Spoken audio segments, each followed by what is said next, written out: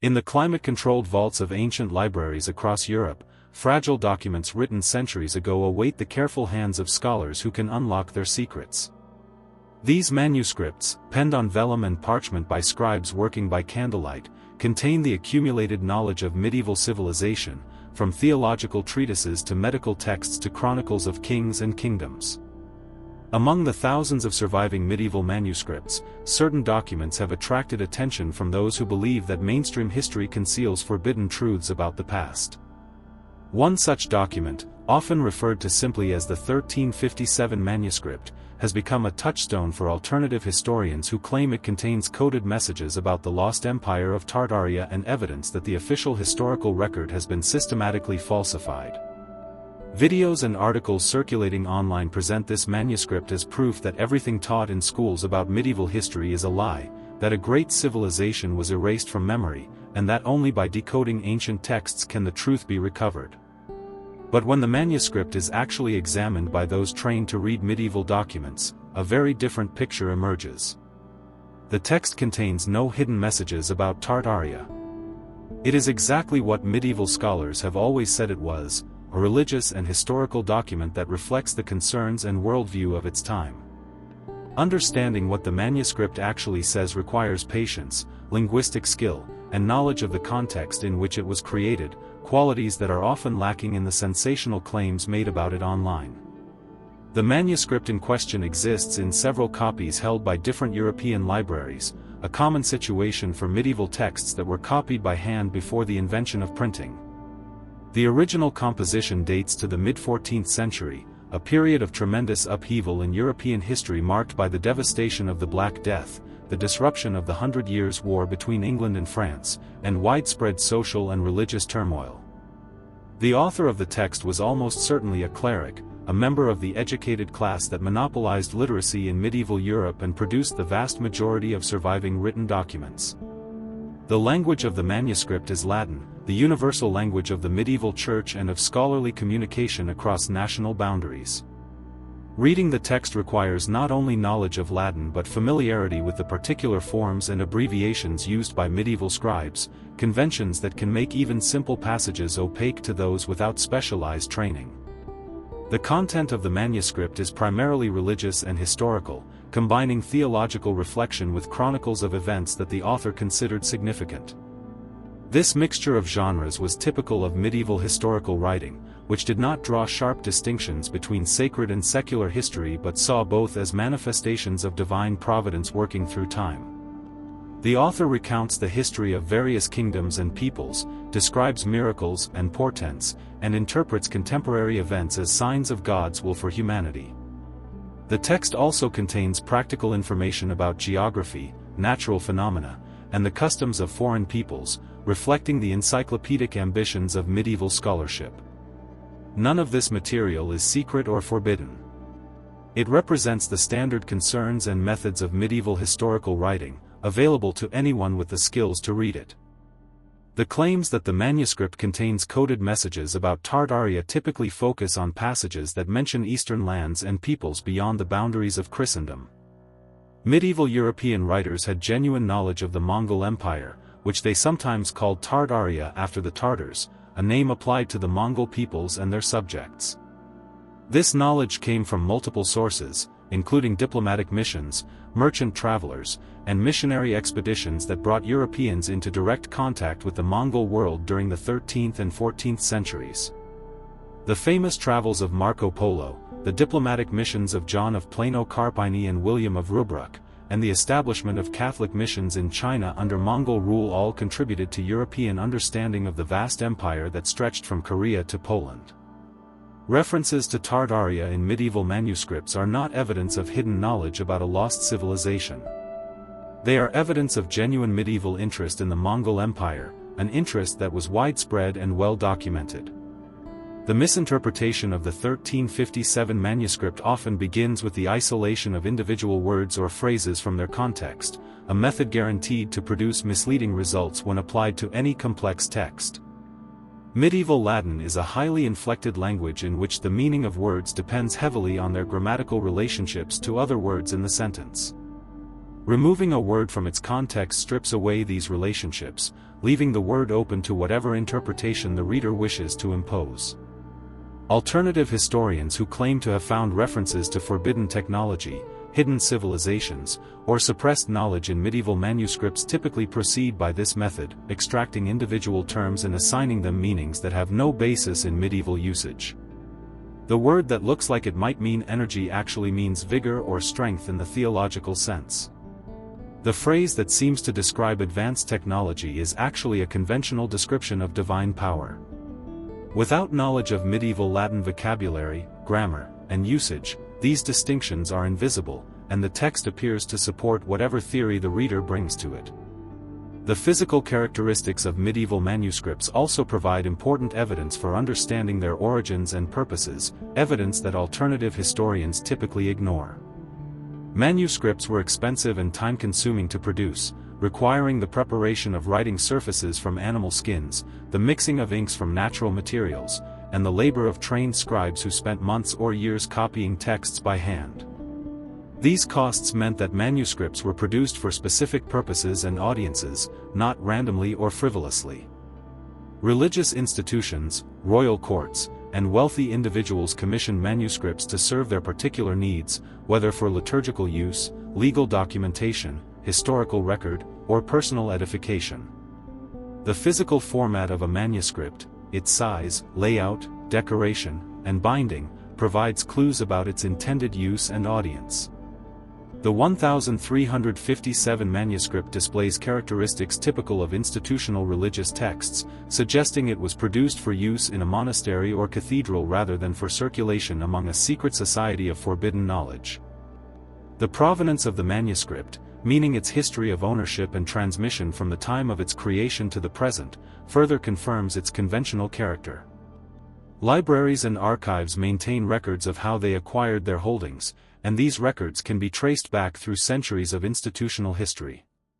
The 1357 manuscript has a documented provenance that connects it to mainstream religious and scholarly institutions, not to clandestine networks preserving forbidden knowledge. It was copied, studied, and preserved by the same institutions that maintain the rest of the medieval literary heritage, institutions whose records are open to scholarly examination.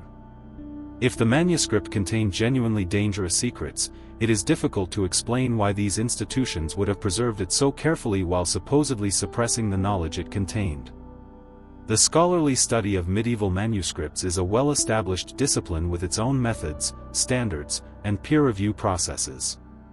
Paleographers study the handwriting of medieval scribes, learning to date and localize manuscripts based on the forms of letters and the conventions of abbreviation used by different scribal traditions. Codicologists examine the physical construction of manuscript books, analyzing the preparation of parchment, the arrangement of gatherings, and the techniques of binding.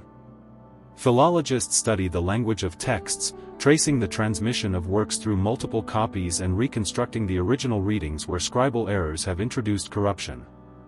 These specialists have examined thousands of medieval manuscripts, including the 1357 document, and their consensus is clear. The manuscript is a conventional product of medieval religious culture, containing nothing that challenges or undermines the established understanding of medieval history. The appeal of alternative interpretations of medieval manuscripts reflects broader cultural anxieties about expertise, authority, and access to knowledge. In an age when information seems to be everywhere yet truth seems increasingly elusive, the idea that hidden knowledge awaits discovery in ancient texts offers a seductive alternative to the complexity and uncertainty of mainstream scholarship. If the experts are wrong or lying, then anyone with access to the internet can become a decoder of secrets, a revealer of forbidden truths. This democratization of interpretation has genuine appeal, but it comes at a cost. Reading medieval manuscripts accurately requires years of training in dead languages, paleography, and historical context.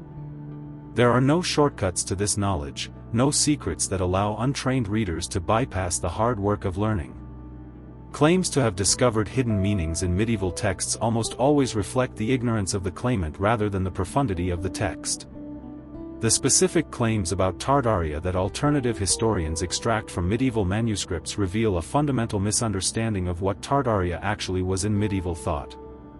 For medieval Europeans, Tartaria was not a mysterious lost civilization but a contemporary political reality, the vast Mongol Empire that dominated much of Asia and threatened the eastern frontiers of Christendom. The Mongol invasions of the 13th century had brought devastating armies to the borders of Poland and Hungary, and for several generations, Europeans lived in fear of renewed attacks from the east. This fear was eventually replaced by curiosity and commercial interest as the Mongol Empire stabilized and opened trade routes connecting Europe to China. Medieval references to Tartaria reflect this evolving relationship, from terror to curiosity to commercial engagement. They do not refer to a hidden civilization that was later erased from history. They refer to the Mongol Empire, which is extensively documented in sources from multiple cultures and languages. The conspiracy theory that medieval manuscripts contain coded references to a suppressed civilization typically requires the additional assumption that mainstream historians are either ignorant of these references or actively concealing them. This assumption fails to account for the international and competitive nature of historical scholarship. Historians from dozens of countries, working in hundreds of universities, read medieval manuscripts and published their findings in academic journals and books. These scholars disagree about many things, as scholars always do, but they share a commitment to evidence and argument that makes coordinated suppression of inconvenient findings virtually impossible.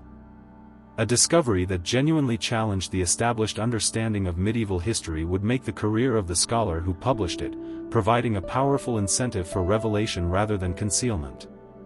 The fact that no mainstream scholar has confirmed the alternative claims about medieval manuscripts is not evidence of a conspiracy.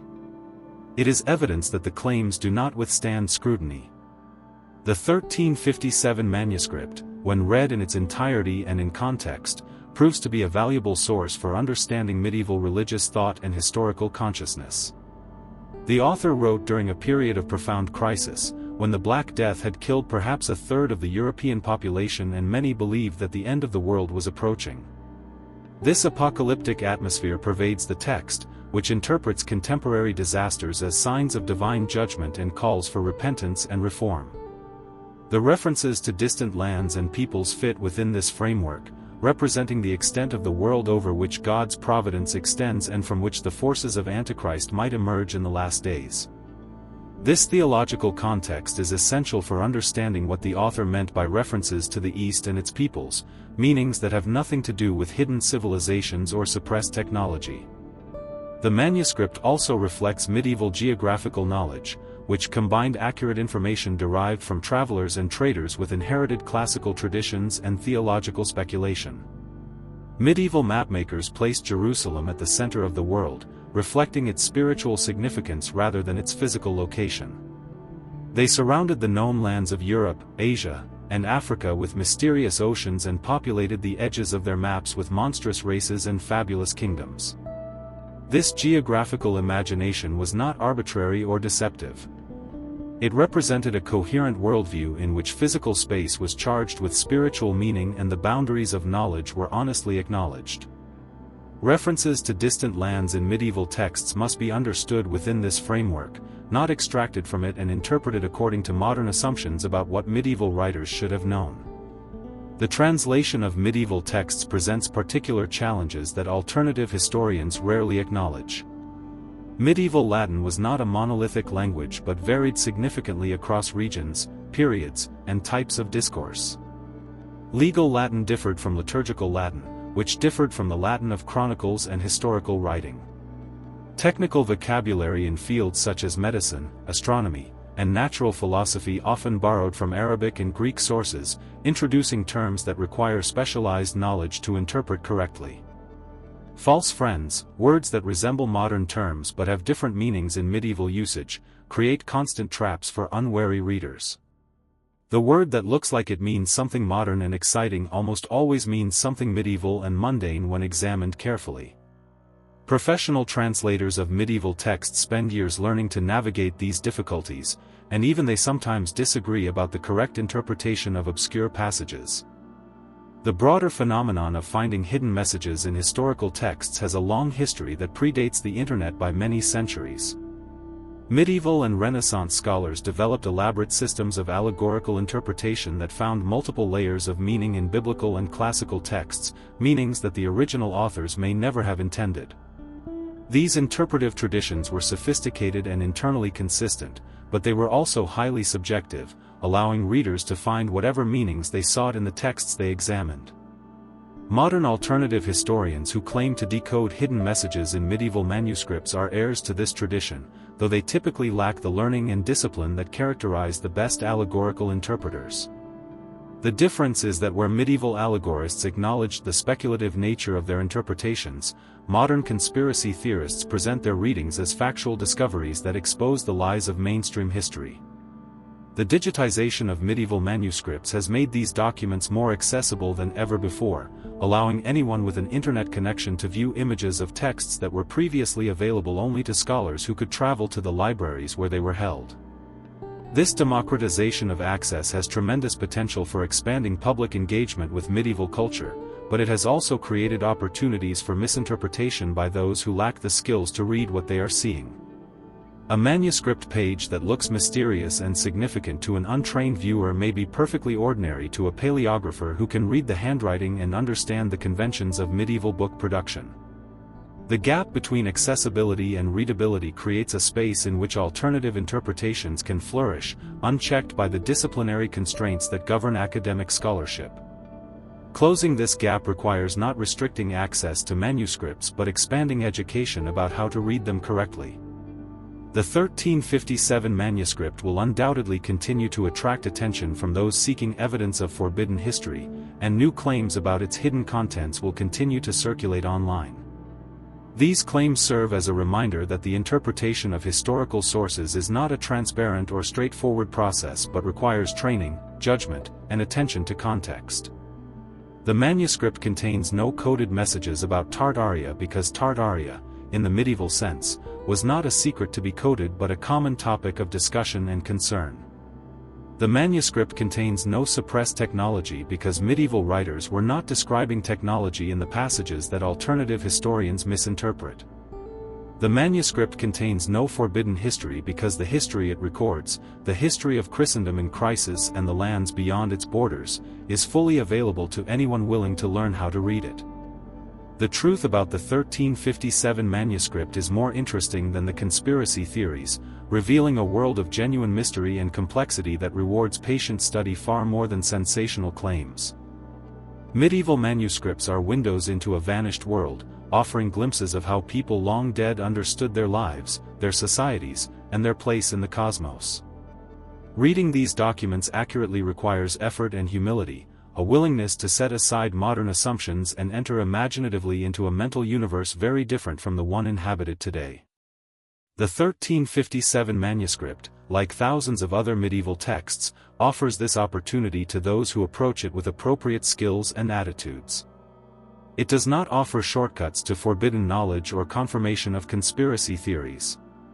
It offers something better, genuine contact with the minds of people who lived 7 centuries ago, who faced their own crises and uncertainties, and who left behind written records of their struggles to understand the world. This contact is the real treasure hidden in medieval manuscripts, a treasure freely available to anyone willing to do the work required to claim it. The persistence of alternative claims about medieval manuscripts also raises questions about media literacy and the evaluation of sources in the digital age. The videos and articles that promote hidden meanings in the 1357 manuscript typically present their claims with confidence and apparent authority, using the visual language of documentary filmmaking to lend credibility to unfounded assertions. Viewers who lack specialized knowledge have difficulty evaluating these claims, especially when they are presented as challenges to mainstream experts who are portrayed as either ignorant or dishonest. Developing the critical skills necessary to evaluate such claims is an essential component of education in the modern world, where misinformation spreads rapidly through social media channels and traditional gatekeepers of knowledge have lost much of their authority. Understanding why the 1357 manuscript does not prove forbidden history is not just a matter of medieval scholarship. It is a lesson in how to think critically about extraordinary claims in any domain. The real history preserved in medieval manuscripts is rich enough to satisfy any appetite for wonder and discovery. The documents that survive from the medieval period record plagues and famines, wars and treaties, saints and sinners, miracles and disasters. They preserve the words of philosophers grappling with profound questions about existence and meaning, poets crafting verses of startling beauty, and chroniclers witnessing events that would shape the course of nations. This heritage is not hidden or suppressed. It is preserved in libraries and archives, studied in universities, and increasingly available online to anyone curious enough to seek it out. The effort required to access this heritage is not a barrier erected to exclude outsiders. It is simply the investment necessary to learn skills that take time to acquire. Those who make this investment discover a past far more fascinating than any conspiracy theory, a past populated by real people whose lives and thoughts can still speak across the centuries to those willing to listen. The 1357 manuscript stands as a testament to the concerns and capabilities of medieval civilization, a document that reflects the theological preoccupations, historical consciousness, and geographical knowledge of its time. It is not a key to forbidden history but a window into the mental world of medieval Christendom, a world where divine providence shaped the course of events, where the boundaries of the known gave way to realms of wonder and danger, and where scribes labored by candlelight to preserve knowledge for future generations. Reading the manuscript correctly means reading it as its author intended, as a contribution to the great conversation about God, humanity, and history that occupied the finest minds of the medieval world. Reading it incorrectly, as a coded message about hidden civilizations and suppressed truths, means missing everything that makes the document genuinely valuable. The choice between these readings is ultimately a choice between genuine engagement with the past and the projection of modern fantasies onto ancient texts. The manuscript itself, patient and silent on its library shelf, awaits readers who will approach it with the respect and understanding it deserves. The study of medieval manuscripts continues to yield new discoveries as scholars apply new techniques and ask new questions of familiar documents. Digital imaging reveals details invisible to the naked eye, including erased texts, hidden notations, and traces of the production process that illuminate how manuscripts were made and used. Statistical analysis of handwriting and vocabulary helps identify scribes and trace the transmission of texts across time and space. Interdisciplinary collaboration brings together experts in history, art history, literature, musicology, and other fields to build comprehensive understandings of complex documents. These advances demonstrate that the study of medieval manuscripts is a living field, open to innovation and discovery, not a closed body of knowledge defended by gatekeepers against outside inquiry. The difference between legitimate discovery and conspiracy theory is not that one is open and the other closed, but that one follows evidence and the other ignores it. The conclusion to be drawn from careful examination of the 1357 manuscript is not that medieval history contains no mysteries or that all questions have been answered. Many aspects of medieval life remain poorly understood, and new evidence can always change scholarly consensus on particular points. The conclusion is rather that the mysteries of medieval history are real mysteries, questions that resist easy answers despite generations of careful study, not manufactured mysteries based on misreadings of texts by those who lack the skills to interpret them correctly. The real mysteries are more interesting than the fake ones, engaging fundamental questions about human nature, social organization, religious belief, and cultural change that remain relevant to understanding the present. The 1357 manuscript, properly understood, contributes to the exploration of these real mysteries rather than distracting from them with false claims about hidden civilizations and forbidden knowledge. The written heritage of the medieval world survives against tremendous odds, preserved through centuries of war, fire, neglect, and deliberate destruction. The manuscripts that remain represent a fraction of what once existed, selected by chance and circumstance rather than by any systematic plan. Each surviving document is precious, a unique witness to the past that cannot be replaced if lost. The scholars and librarians who care for these documents do so out of commitment to preserving human heritage for future generations, not out of desire to suppress forbidden knowledge. Their work makes possible the continued study and appreciation of medieval culture, including the critical examination of claims about hidden meanings and suppressed truths. The 1357 manuscript, like all medieval manuscripts, deserves to be read accurately, understood contextually, and appreciated for what it genuinely offers, a voice from 7 centuries ago that still has something to say to those who take the time to listen.